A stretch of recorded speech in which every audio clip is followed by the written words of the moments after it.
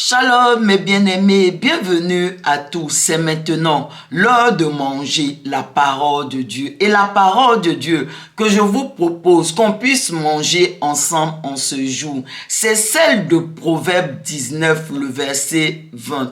Et je l'ai intitulé « Ne méprise pas l'instruction ». Lisons maintenant ensemble cette parole de Proverbe 19, le verset 20. Et nous allons la lire dans la version Louis II. Écoute les conseils et reçois l'instruction afin que tu sois sage dans la suite de ta vie. Amen. Donc ce verset, il nous incite, il nous exhorte à nous instruire, à aimer l'instruction, à aimer la formation. Parce que il dit, écoute les conseils, reçois l'instruction. Et il dit que quand on va être formé, quand on va être instruit, on va être sage, on va comprendre certaines choses. Et donc, il nous exhorte vivement à être des hommes et des femmes qui sont instruits, des hommes et des femmes qui acceptent les conseils. Et quand on regarde l'histoire biblique, on voit que effectivement l'instruction, elle a fait la différence dans certains aspects de la vie religieuse, de la vie de l'histoire notamment du peuple de Dieu. Et j'aimerais vous prendre comme ça l'exemple de Moïse. La Bible nous montre très bien que Moïse il est né quand sa famille était en Égypte, esclave en Égypte. Et la Bible nous montre qu'il a été élevé dans la maison de Pharaon.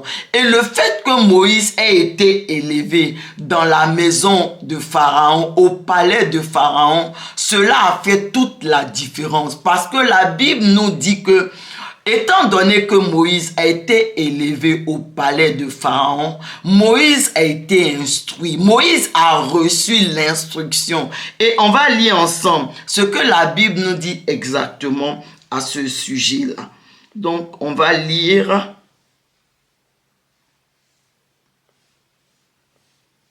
Donc, ça concerne l'histoire de Moïse. Donc, on va lire Acte 7, le verset 22. Acte 7, verset 22 nous dit, on va lire toujours dans la version Louis II. Il nous dit, Moïse fut instruit dans toute la sagesse des Égyptiens et il était puissant en parole et en œuvre. Donc, on voit bien que Moïse est quelqu'un d'instruit. Et parce qu'il était instruit, la Bible dit ça lui a donné aussi la sagesse. Donc, non seulement il a été instruit, cette instruction lui a procuré la sagesse. Il a reçu de la sagesse par rapport à ces instructions qu'il a eu. Et ici, le passage dit, il était puissant en parole et en œuvre. Donc, l'instruction l'a beaucoup aidé. Mais il y a un autre aspect aussi que je veux faire ressortir avec vous. C'est que les Égyptiens, à l'époque, ils connaissaient l'écriture. Donc, le fait que Moïse ait été élevé par les Égyptiens au palais de Pharaon, ça a permis à Moïse d'apprendre l'écriture. Et je pense que c'est l'une des raisons pour laquelle aussi que c'est Moïse que Dieu a choisi. Parce que Moïse, il a appris l'écriture, il savait écrire. Donc, si bien que Moïse, la Bible dit que c'est Moïse qui a écrit les 5 premiers livres de la Bible qu'on appelle le Pentateuque et qui représente en fait la Torah. C'est Moïse qui les a écrits. Et Moïse a pu l'écrire parce qu'il a été instruit. Il a appris l'écriture. Et parce qu'il a appris l'écriture, donc lorsque Dieu s'est révélé à lui, Moïse a pu traduire tout ce que Dieu lui a donné. Donc, on a ces 5 livres-là que Moïse a écrit, la Genèse, l'Exode, Nombre, Deutéronome et Lévitique. Donc, vraiment, on voit à quel point cette instruction a fait la différence dans la vie de Moïse, mais pas seulement dans la vie de Moïse, dans la vie du peuple d'Israël. Parce que la parole de Dieu que Moïse a reçue, toutes ces paroles ont été écrites parce que Moïse savait écrire. Il a écrit toutes ces phrases, ces paroles que Dieu lui a données. Et même quand il s'agissait de construire le tabernacle, la maison de Dieu, l'arche de l'alliance, toutes ces choses. Moïse les a tous transcrits et il est tout écrit et il a pu vraiment le redonner au peuple, le transcrit au peuple. La loi de Dieu a été également écrite, donc ça fait la différence. Et ça procure aussi, le fait que Moïse a eu cette instruction, ça a procuré aussi de la sagesse. Et à cette sagesse-là, il a reçu, lorsqu'il a reçu la sagesse également de Dieu, ça fait toute la différence dans la vie de Moïse. Amen. Comme quoi, mes bien-aimés, l'instruction, ça compte. L'instruction, c'est important. Je voudrais qu'on puisse regarder ensemble également l'histoire de l'apôtre Pierre et celle de l'apôtre Paul. L'apôtre Pierre, c'est lui que Jésus a choisi pour être le chef de l'église. Souvenez-vous, Jésus lui a dit, tu es Pierre et sur cette pierre, je bâtirai mon église. Et ce Pierre que Jésus a choisi comme le chef de l'église, la Bible nous dit dans le livre des Actes des Apôtres, que c'était un homme du peuple, sans instruction, ça veut dire sans formation. Et l'apôtre Pierre, il a écrit quelques livres dans le Nouveau Testament. Et face à lui, il y avait l'apôtre Paul. L'apôtre Paul, la Bible décrit dans le livre des Actes comme quelqu'un, une personne avec un haut niveau d'instruction. Et cet apôtre Paul, à la base, il est pharisien. La Bible dit qu'à un moment donné, il est allé à Jérusalem pour se faire former au pied de Gamaliel. Gamaliel qui était un docteur de la loi juive, qui était très réputé dans le judaïsme. Il va donc former Paul au rudiment de la loi juive. Il va lui enseigner les tenants et les aboutissants de la loi juive, les subtilités, les profondeurs, si bien que Paul aura déjà, suite à cet enseignement, à cette instruction, une bonne compréhension de la loi juive. Et ensuite, la Bible nous dit également que l'apôtre Paul, il est né à Tarse, une ville romaine. Et cette ville romaine était réputée pour ses écoles et sa culture. Ce qui a permis à Paul, à la base, de recevoir une bonne instruction classique. Et donc, ces deux formations combinées ont fait véritablement de l'apôtre Paul vraiment quelqu'un, une personne avec un niveau d'instruction élevé. Et lorsque Paul va recevoir le Seigneur comme son Seigneur et son sauveur personnel, son niveau d'instruction va faire la différence.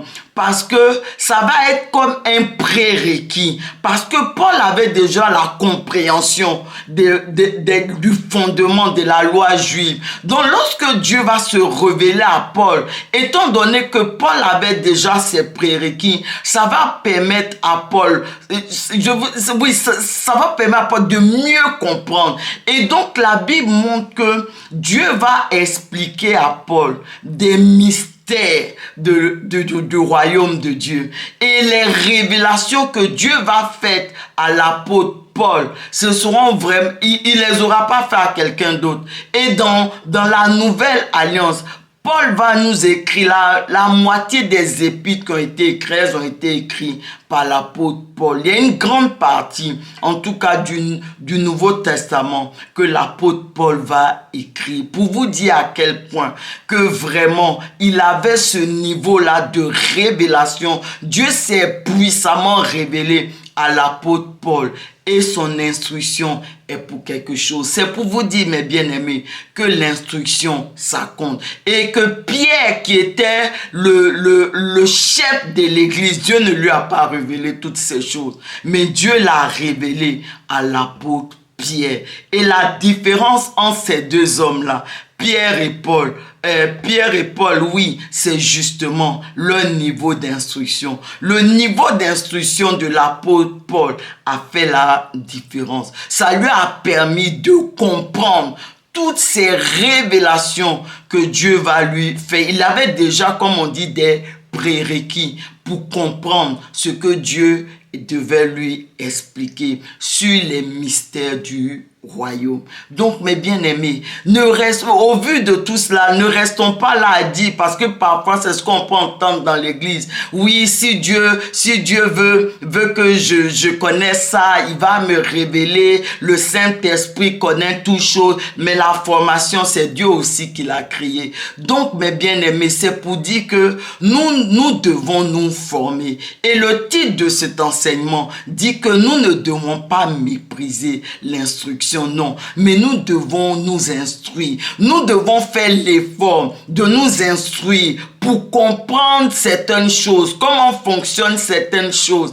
Et cela nous permettra également de comprendre aussi les choses spirituelles, de comprendre aussi, d'aller où Dieu veut que nous arrivons. Parce que ce sera comme des prérequis sur lesquels les révélations que Dieu veut nous donner vont se poser pour nous porter vers cela. Donc, mes bien-aimés, je vais encore le répéter, nous ne devons pas mépriser l'instruction, la formation. Et la Bible même parle aussi de conseils, parce que ça peut être aussi tes parents qui te conseillent, des gens qui te conseillent. La Bible dit, nous ne devons pas négliger toutes ces choses, nous ne devons pas les mépriser, mais vraiment nous devons les prendre. Fais attention à tout cela parce que ça peut nous aider, ça pourrait nous aider dans la compréhension des mystères du royaume. Amen. Élevons la voix ensemble, mes bien-aimés, et prions, crions à Dieu. Seigneur, en ce jour encore, Seigneur, nous te disons merci. Merci, Seigneur, pour ce niveau où tu veux nous conduire, pour cette dimension où tu veux nous envoyer. Mais Seigneur, nous te prions, alors que nous te prions, au nom puissant de Jésus, Seigneur, fortifie-nous à ne point négliger l'instruction, à ne point négliger la formation, à nous quand nous pouvons, quand c'est possible, quand c'est disponible. Seigneur, aide-nous à nous faire former, à nous instruire, de sorte que véritablement, Seigneur Jésus, nous puissions arriver là où tu veux que nous soyons pour comprendre ce que tu veux que nous puissions comprendre et que tout cela soit pour la seule et unique gloire de ton nom. Merci Seigneur Jésus. Amen.